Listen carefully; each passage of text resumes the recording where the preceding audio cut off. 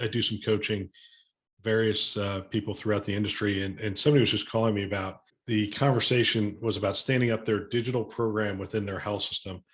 And as I was sort of describing it to him, it's like what a consultant would do is come in from the outside and say, look, here's what a framework looks like for digital, and here's the different areas, and here's what you should focus in on.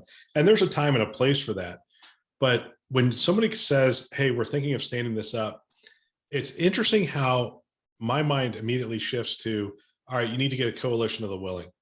You need to get a coalition of people from your health system into a room and get them to buy in on what it would look like, or just to have the conversation. And so a lot of getting these projects off the ground is really identifying those people, bringing those people together, identifying the champion, creating the frameworks for these things to flourish, for communication to happen, for ideas to be exchanged, for buy-in to happen. People don't buy into things that they're just handed. They generally don't, they only buy in if they've been able to speak into it. As you were talking, that's one of the things that just struck me, that I don't remember learning, but as soon as I got into healthcare, I learned it very quickly. Make it simple. We don't necessarily do that well in healthcare. Well, let's take data governance, data literacy. We make this like this religious thing, right?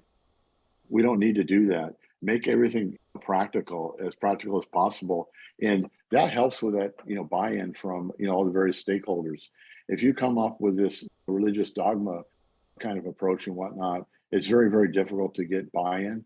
But if you help everyone understand what the benefit is to the organization, the value to the organization, as well as the value to the individual departments, and then downstream and whatnot, that gives you a little bit better ability to get the buy-in.